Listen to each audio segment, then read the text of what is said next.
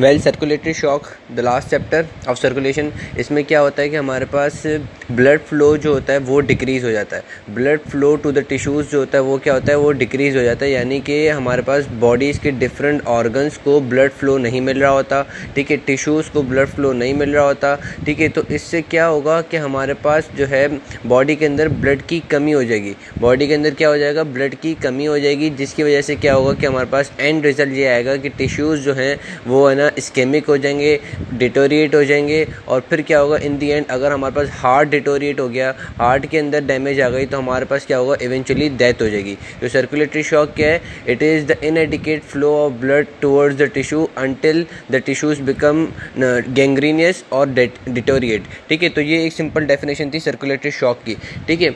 अब circulatory shock जो होता है ये हमारे पास दो तरीक़ों से हो सकता है। एक तो ये है कि हमारे पास कार्डिक आउटपुट डिक्रीज़ हो जाए, ठीक है। मेजर कॉज यही होता है, मेजर में यही होता है कि सर्कुलेटरी शॉक में क्या होता है कि हमारे पास कार्डिक आउटपुट जो है वो डिक्रीज़ हो जाएगा, क्योंकि हमारे पास है ना ब्लड की कमी होगी। जाहिर सी बात है, ब्लड की कमी होगी तो कार्डिक आउटपुट डिक्रीज़ हो जाएगा। अब ये हमारे पास कार्डिक आउटपुट कैसे डिक्रीज़ होगा वो मैं बताऊँगा बाद में, ठीक है। उसके बाद दूसरी चीज़ क्या है कि हमारे पास सर्कुलेटरी शॉक किससे हो सकता है कि अगर हमारे पास है ना कार्डिक आउटपुट डिक्रीज़ ना हो रहा हो, यानी कि अगर हमारे पास सर्कुलेटरी शॉक तो हो रहा है, blood flow to the tissues decrease हो रहा है, लेकिन कार्डिक आउटपुट फिर भी नॉर्मल है, तो ये क्या होता है। तो पहले हम पहला वाला डिस्कस करते हैं कि circulatory shock caused by decrease cardiac output, ठीक है। इसमें क्या होगा कि हमारे पास वही सारे फैक्टर्स हो जाएं जो कि हमारे पास हाइपो इफेक्टिव हार्ट कर दें, यानी कि इन्फ्लेमेशन, मायोकार्डियटिस हो जाए, इन्फ्लेमेशन ऑफ हार्ट हो जाए, जिसकी वजह से क्या हो कि हार्ट जो है वो ब्लड पंप नहीं कर पा रहा हो सही से, ठीक है। या तो फिर हमारे पास क्या हो जाए कि हाइपोथायरॉयडिज्म हो जाए, मेटाबॉलिक रेट कम हो जाए। हर वो फैक्टर जो कि कार्डिक आउटपुट डिक्रीज करवा रहा था वो इधर एप्लीकेबल हो जाएंगे, ठीक है। उसके बाद हमारे पास और कौन से कॉजेज हैं कि वीनस रिटर्न जो है वो डिक्रीज हो जाए, इंटेस्टाइनल ऑब्स्ट्रक्शन हो जाए, जिसकी वजह से क्या होगा कि ना लोअर बॉडी से जो वीनस ब्लड आ रहा है वो हमारे पास हार्ट की तरफ नहीं पहुंच सकेगा, क्योंकि सपोज करो कि है ना हम कहते हैं कि भाई फीमोरल वेन से ब्लड ऊपर आ रहा है, ठीक है। अब फीमोरल वेन से जैसे ही वो हमारे पास है ना इंफीरियर वेना कवा में पहुंचा, सपोज करो इंफीरियर वेना कवा में ब्लॉकेज है, तो क्या होगा कि हमारे पास फीमोरल वेन से इंफीरियर वेना कावा में ब्लड नहीं मतलब फीमोरल वेन से ब्लड जो है वो है ना हार्ट की तरफ नहीं जा सकेगा due to obstruction of inferior vena cava, जिसकी वजह से क्या होगा कि हमारे पास कार्डिक आउटपुट का वीनस रिटर्न कम आएगा। वीनस रिटर्न कम आएगा तो इट मीन्स कि कार्डिक आउटपुट जो है वो डिक्रीज हो जाएगा। सेकेंड थिंग कि हमारे पास सर्कुलेटरी शॉक विदाउट है ना without decrease in cardiac output, यानी कि हमारे पास ऐसा सर्कुलेटरी शॉक कि जिसमें हमारे पास कार्डिक आउटपुट डिक्रीज ना हो रहा हो। अब ये कैसे होगा, ये ऐसे होगा कि हमारे पास जिन टिश्यूज़ को ब्लड की नीड होगी वहाँ पे ब्लड जाएगा ही नहीं। ये कैसे होगा कि सपोज करो कि मेरे को है ना किडनी पे ज़्यादा ब्लड फ्लो करवाना है फॉर फिल्ट्रेशन। अब किडनी पे ज़्यादा ब्लड फ्लो नहीं जा रहा, ब्लड फ्लो ज़्यादा जा रहा है लिम्स में, तो इससे क्या होगा कि हमारे पास किडनीज़ के सेल्स या किडनीज़ के टिश्यू क्या हो जाएंगे, वो डिटोरिएट हो जाएंगे, ठीक है। उसके बाद और किस तरीके से हो सकता है कि एबनॉर्मल परफ्यूजन पैटर्न्स हो। एबनॉर्मल परफ्यूजन पैटर्न यही कि हमारे पास जहाँ पे इसको ब्लड को जाना चाहिए वहाँ पे नहीं जा रहा और दूसरी साइड पे ज़्यादा ब्लड जा रहा है, ठीक है। उसके बाद हमारे पास जो दूसरा जो टॉपिक है कि अगर हमारे पास सर्कुलेटरी शॉक जो हो रहा है इससे हमारे पास आर्टीरियल प्रेशर पे क्या फ़र्क आएगा, सर्कुलेटरी शॉक से हमारे पास आर्टीरियल प्रेशर पे क्या फ़र्क आएगा। तो इनिशियली मोस्ट केसेस के अंदर क्या होता है कि हमारे पास आर्टीरियल प्रेशर भी डिक्रीज हो जाता है। जाहिर सी बात है, कार्डिक आउटपुट डिक्रीज होगा तो हमारे पास आर्टीरियल प्रेशर भी डिक्रीज होगा, लेकिन कुछ कंडीशंस में या कुछ केसेस में ऐसा होता है कि हमारे पास आर्टीरियल प्रेशर जो है वो डिक्रीज नहीं हो रहा होता। जैसे कि मैं स्टेजेस बताऊंगा सर्कुलेटरी शॉक के, कि पहला स्टेज होता है जिसके अंदर हमारे पास होता है नॉन प्रोग्रेसिव सर्कुलेटरी शॉक, वो मैं डिस्कस करूंगा। तो बहरहाल कुछ केसेस ऐसे होते हैं कि जिसमें हमारे पास आर्टीरियल प्रेशर जो होता है वो डिक्रीज नहीं होता। वो क्यों डिक्रीज नहीं होता, क्योंकि हमने इतने सारी वो सारी चीज़ें पढ़ी थी, baroreceptor mechanism, nervous system mechanism, और जितने भी सारे रिफ्लेक्सेस जो थे जो कि हमारे पास आर्टीरियल प्रेशर को डिक्रीज होने से बचाते थे वो एक्टिवेट हो जाते हैं, ठीक है। सो ये और एंड रिजल्ट हमारे पास इस सर्कुलेटरी शॉक का क्या आता है, ये याद रख लेना, टिश्यू डिटोरिएशन। एंड रिजल्ट हमारे पास सर्कुलेटरी शॉक का क्या आता है, tissue deterioration. Well stages of circulatory shock, ठीक है। तो हम स्टेजेस देखेंगे कि सर्कुलेटरी शॉक के कितने स्टेजेस हैं। तो 3 स्टेजेस होते हैं, एक नॉन प्रोग्रेसिव, एक प्रोग्रेसिव और एक इरिवर्सिबल। नॉन प्रोग्रेसिव में क्या होता है कि हमारे पास सर्कुलेटरी शॉक अभी अभी हुआ हो, वो बिना मेडिकेशन के वो हमारी बॉडी के रिफ्लेक्सेस से ही सही हो जाएगा, ठीक है। नॉन प्रोग्रेसिव में क्या होता है कि हमें मेडिकेशन की ज़रूरत नहीं होती, बॉडी के जो रिफ्लेक्सेस हैं, nervous reflexes, baroreceptor reflexes, kidney reflexes, ये सारे रिफ्लेक्सेस मिलकर क्या क्या करेंगे कि हमारे पास दोबारा ब्लड को, वो सर्कुलेटरी शॉक को बॉडी से निकाल देंगे, यानी कि बॉडी को सर्कुलेटरी शॉक में से निकाल देंगे, वो दोबारा कार्डिक आउटपुट इंक्रीज़ और ना आर्टीरियल प्रेशर इंक्रीज़ करवा देंगे। ठीक। प्रोग्रेसिव के अंदर क्या होता है कि हमारे पास हमें ट्रीटमेंट देना पड़ता है। प्रोग्रेसिव के अंदर क्या होता है कि हमें बाहर से कोई फ्लूइड वगैरह, प्लाज्मा वगैरह या ब्लड वगैरह सप्लाई करनी पड़ेगी ताकि वो कार्डिक आउटपुट से दोबारा पेशेंट को बाहर निकाल दे। और इरिवर्सिबल में क्या होता है कि बस बंदा गया, मरना ही मरना, मौत ही मौत है। ठीक है। तो इरिवर्सिबल में ये होगा कि हम कितनी भी आप ट्रीटमेंट दे दो वो सही नहीं होगा due to positive VCS cycle. हमारे पास वीसीएस साइकिल जो होती है वो शुरू हो जाएगी और फिर बंदा जो है वो डेथ की तरफ ही जाएगा। ठीक है। तो अब हम देखते हैं हमारे पास सर्कुलेटरी शॉक किस किस टाइप के हो सकते हैं। तो मेजर जो हमारे पास सर्कुलेटरी शॉक होता है वो होता है हाइपोवॉलेमिक शॉक। मेजर जो हमारे पास सर्कुलेटरी शॉक क्या होता है, हाइपोवॉलेमिक शॉक, जिसमें क्या होगा कि कार्डिक आउटपुट जो है वो हमारे पास डिक्रीज होगा ही होगा। ठीक है। हाइपोवॉलेमिक शॉक में क्या होता है कि हमारे पास कार्डिक आउटपुट डिक्रीज होगा ही होगा। अब ये हमारे पास हाइपोवॉलेमिक शॉक जो होते हैं ये हमारे पास है ना दो तरीक़ों के होते हैं। एक होता है हेमरेजिक और दूसरे होते हैं वो हमारे पास हाइपोवॉलेमिक शॉक कि जिसमें हमारे पास है ना ब्लड लॉस नहीं हो रहा हो, प्लाज्मा लॉस हो रहा हो। ठीक है। एक हमारे पास हाइपोवॉलेमिक शॉक कैसा है, ऐसा हाइपोवॉलेमिक शॉक जिसमें हमारे पास पूरा का पूरा ब्लड लॉस हो रहा है, जिसमें हमारे पास रेड ब्लड सेल्स और प्लाज्मा दोनों लॉस हो रहे हैं। और एक हमारे पास हाइपोवॉलेमिक शॉक ऐसा है कि जिसमें हमारे पास वो सिर्फ और सिर्फ प्लाज्मा लॉस हो रहा है, ब्लड सेल्स जो है वो हमारे पास लॉस नहीं हो रहे। ठीक है। अब हम डिस्कस करेंगे कि है ना हेमरेजिक लॉस कौन से होते हैं। ठीक है। मतलब वो हाइपोवॉलेमिक शॉक जो है उसकी कौन सी type, haemorrhagic shock. Haemorrhagic shock में क्या होगा कि हमारे पास जो है सपोज करो कोई एक्सीडेंट वगैरह हो गया जिसकी वजह से क्या होगा कि पूरा का पूरा जो है हमारे पास ब्लड जो है वो बॉडी से लॉस हो जाए। ठीक है। तो इससे क्या होगा कि सबसे पहले हमारे पास कार्डिक आउटपुट, आर्टीरियल प्रेशर दोनों डिक्रीज हो जाएंगे। इसको इंक्रीज़ करवाने के लिए क्या होगा कि भाई सबसे पहले बैरोरिसेप्टर जो होंगे उसमें से डिस्चार्ज जो है वो कम हो जाएगा। ये मैंने एक एमसीक्यूज़ में भी देखा था कि बैरोरिसेप्टर का डिस्चार्ज जो होता है वो कम हो जाएगा और वीकेंड से स्टिमुलेशन ऑफ बैरोरिसेप्टर कम हो जाएगी। ये अजीब सी बात हो गई, stimulation of baroreceptor is decrease in ना ठीक वो लिखा हुआ था कि स्टिमुलेशन ऑफ बैरोरिसेप्टर नहीं होगी किसके अंदर, अगर हमारे पास आर्टीरियल प्रेशर और कार्डिक आउटपुट डिक्रीज हो जाएगी। अजीब सी सवाल था। ठीक है। तो हमारे पास ये समझना तो है कि हमारे पास क्या होगा कि अगर हेमरेज हो रहा है तो इसमें क्या होगा कि है ना वो बैरोरिसेप्टर की स्टिमुलेशन डिक्रीज हो जाएगी और वी कैन से कि हमारे पास बैरोरिसेप्टर डिस्चार्ज कम देगा। ये वर्ड सही है कि बैरोरिसेप्टर जो है वो डिस्चार्ज जो है वो कम देगा। तो जिसकी वजह से क्या होगा कि हमारे पास नर्वस सिस्टम ये समझ लेगा कि ना आर्टीरियल प्रेशर और कार्डिक आउटपुट डिक्रीज हो रहा है, तो वो सिंपैथेटिक टोन को जो है वो इंक्रीज कर देगा। सिंपैथेटिक टोन इंक्रीज होगी, इट मीन्स कि हमारे पास वैजो कंस्ट्रिक्शन हो जाएगी पूरी बॉडी में और यहाँ पे हमारे पास मेटा आर्टीरियल पे वैजो कंस्ट्रिक्शन हो जाएगी ताकि जो ब्लड अभी बॉडी के अंदर है वो ज़्यादा से ज़्यादा टिश्यूज़ में ना जाए। ठीक है। उसके बाद क्या होगा कि हमारे पास वैजो कंस्ट्रिक्शन हुई, इट मीन्स कि टोटल पेरिफेरल रेजिस्टेंस इंक्रीज हो गया।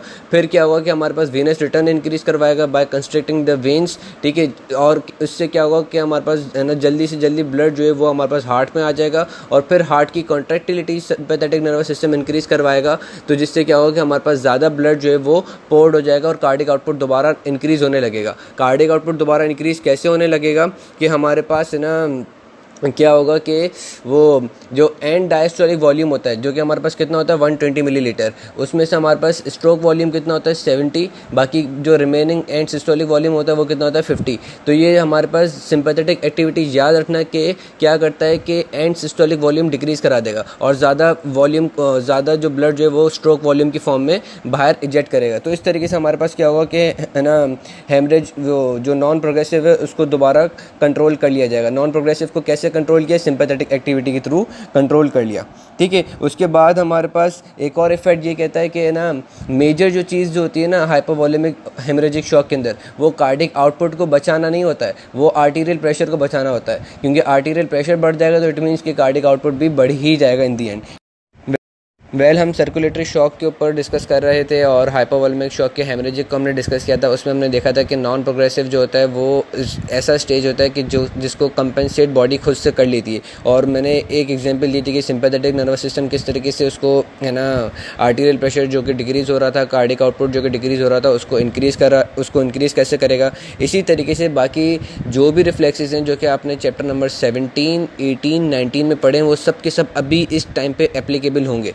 ठीक है। जैसे कि हमारे पास है ना बैरोरिसेप्टर रिफ्लेक्स हो गया, उसके बाद सेंट्रल नर्वस इस्केमिक रिस्पॉन्स आ जाता है, उसके बाद हमारे पास रिवर्स स्ट्रेस रिलैक्सेशन। अच्छा, ये रिवर्स स्ट्रेस रिलैक्सेशन जो है ना बड़ा इंपॉर्टेंट है कि अगर ये हमारे पास आर्टीरियल प्रेशर जब सपोज करो बहुत ज़्यादा बढ़ जाएगा, ठीक है, तो हमारे पास क्या होगा कि ये हमारे पास बहुत ज़्यादा ये जो रिवर्स स्ट्रेस रिलैक्सेशन है इसमें क्या होगा, हमारे पास वेजल बहुत ज़्यादा एक्सपेंडेड हो जाएगी, ठीक है। ऑटो रेगुलेशन की तरह कॉन्ट्रैक्ट नहीं होगी, ये हमारे पास क्या होगी, बहुत ज़्यादा एक्सपेंडेड हो जाएगी, ठीक है, जिसकी वजह से क्या होगा कि हमारे पास अब आर्टीरियल प्रेशर जो कि बढ़ रहा है वो हमारे पास नॉर्मली क्या होगा, डिक्रीज होना शुरू हो जाएगा। जैसे ही वो अप टू द नॉर्मल आ जाएगा तो वो एक्सपेंडेड वेजल भी जो होगी वो नॉर्मल साइज अटेन कर लेगी। इस चीज़ को हम कहते हैं डिलेड कंप्लाइंस, ठीक है।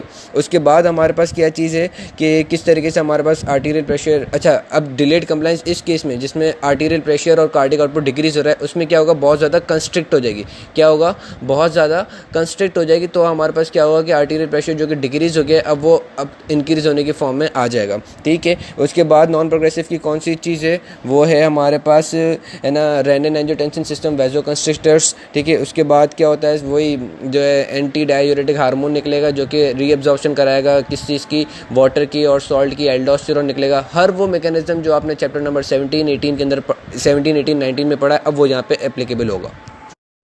अब हम फर्दर प्रोसीड आउट करते हैं, आसान हो गई थी सो आई स्टॉप्ड इट, ठीक है। तो हमने नॉन प्रोग्रेसिव देख लिया कि नॉन प्रोग्रेसिव में हमारे पास सारे रिफ्लेक्स यहाँ पे एप्लीकेबल हो जाएंगे और आर्टीरियल प्रेशर इंक्रीज़ करा देंगे। प्रोग्रेसिव के अंदर क्या होगा कि हमें ट्रीटमेंट देना पड़ेगा, प्रोग्रेसिव के अंदर क्या होगा, हमें ट्रीटमेंट देना पड़ेगा। अब ये ट्रीटमेंट देना क्यों पड़ रहा है, रिफ्लेक्सेस यहाँ पे फेल होना शुरू हो जाएंगे, ठीक है। प्रोग्रेसिव के अंदर क्या होगा कि हमारे पास जो सारे रिफ्लेक्सेस थे वो फेल होना शुरू हो जाएंगे due to positive vicious cycle.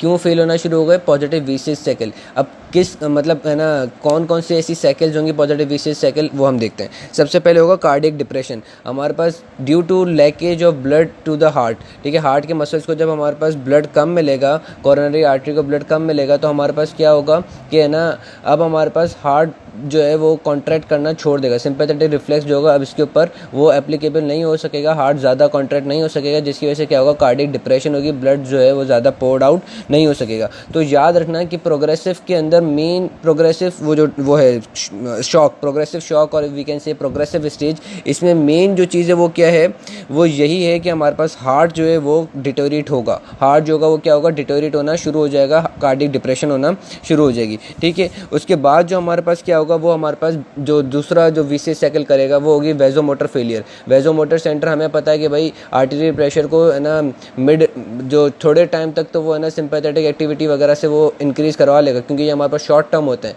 Long term के लिए किडनी का होना लाजमी है, लेकिन शॉर्ट टर्म के लिए हमारे पास नर्वस सिस्टम वगैरह की रेगुलेशन होती है। तो अब क्या होगा कि प्रोग्रेसिव के अंदर वेजोमोटर सेंटर जो है वो डिक्रीज होना शुरू हो जाएगा। वेजोमोटर सेंटर की जो सिंपैथेटिक वाली एक्टिविटी थी वो क्या होगी, वो डिक्रीज होना शुरू हो जाएगी, ठीक है। क्यों डिक्रीज होना शुरू होगा, ड्यू टू सेरेब्रल इस्केमिया, यानी कि सेरेब्रल वेजल्स जो हैं वो उसको ब्लड सप्लाई नहीं दे सक रही होंगी, ठीक है। तो इस वजह से भी वो अपनी है ना टोन वगैरह छोड़ दे। दूसरी क्या चीज़, दूसरा क्या हो सकता है, वेजोमोटर टोन लॉस में सिंपैथेटिक एक्टिविटी की टोन जो है वो लॉस हो जाए, ठीक है।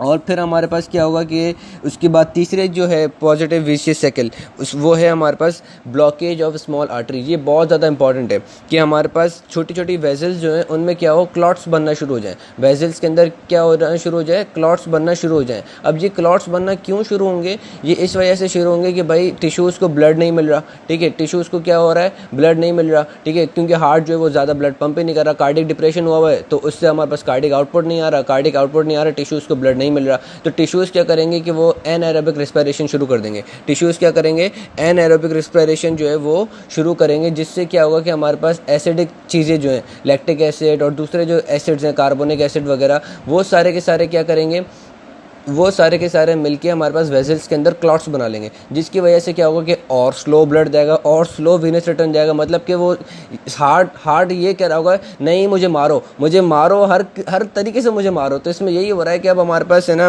ब्लड भी जो है वो स्लोली वीनस रिटर्न में जाएगा। उसके बाद क्या होगा कि कैपिलरी बोलेगा कि भाई खाली तुम ही है ना इसको हार्ट को नहीं मारोगे, मैं भी मारूंगी। वो कैसे करेगी कि वो अपनी कैपिलरी की परमेबिलिटी बढ़ा देगा, इंक्रीज वेस्कुलर इंक्रीज क्या था, कैपिलरी परमेबिलिटी। इसमें क्या होगा कि हमारे पास कैपिलरी की परमेबिलिटी बहुत ज़्यादा बढ़ जाएगी, जिससे क्या होगा कि हमारे पास वीनस रिटर्न और कम बनेगा। वी कैन से कि हमारे पास जो है वो कैपिलरी से जो छोटा मोटा ब्लड था वो भी डिफ्यूज़ आउट हो जाएगा। तो हमारे पास ब्लड जो है वो है ना, मतलब कि समझ लो कि ख़त्म ही होते होते हार्ट तक पहुँचेगा, हार्ट तक ब्लड आएगा ही नहीं।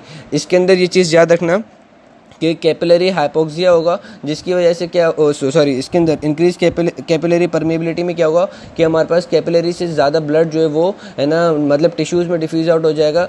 अब हमें डिफ्यूज़ आउट नहीं करवाना है, क्योंकि हमारे पास बॉडी के अंदर जो सर्कुलेटरी सिस्टम है, सर्कुलेटरी सिस्टम के अंदर ब्लड कम है, तो हमें क्या करना है, ब्लड बचाना है। ये क्या कर रहा है, ये और ब्लड जो है टिश्यूज़ की तरफ डिफ्यूज़ आउट करवा रहा है, जिससे क्या होगा कि हमारे पास और आर्टीरियल प्रेशर डिक्रीज़ हो जाएगा, कार्डिक आउटपुट डिक्रीज़ हो जाएगा। ठीक है, उसके बाद हमारे पास जो इंपॉर्टेंट चीज़ है वो ये है कि हमारे पास जब एब्डोमेन के अंदर, एब्डोमेन की इंटेस्टाइन वगैरह के अंदर जब है ना ये ब्लॉकेज हो जाए या उसके जो टिश्यूज़ जो हैं वो डिटोरिएट होना शुरू हो जाएं, तो वो क्या करते हैं, वो उसके अंदर से क्या निकलते हैं, सर्टेन उसके जो बैक्टीरियाज जो होते हैं वो सर्टेन केमिकल्स निकालते हैं, जिसको हम कहते हैं एंडोटॉक्सिन। एंडोटॉक्सिन सर्टेन केमिकल्स होते हैं जो कि क्या करेंगे कि हार्ट को और डिप्रेस करेंगे। एंडोटॉक्सिन क्या करेंगे, हार्ट को और डिप्रेस करेंगे। ठीक है, तो ये हमारे, और उसके बाद लास्ट स्टेज जो है, लास्ट स्टेज किसकी, हमारे पास नॉन प्रोग्रेसिव की, उसमें ये होगा कि हमारे पास सेलुलर डिटोरिएशन भी होना शुरू हो जाएगी, यानी कि जो सेल्स हैं टिश्यूज़ के वो भी डिटोरिएट होना शुरू हो जाएंगे। उसमें क्या होगा कि हमारे पास है ना माइटोकॉन्ड्रिया एक्टिविटी छोड़ देगा।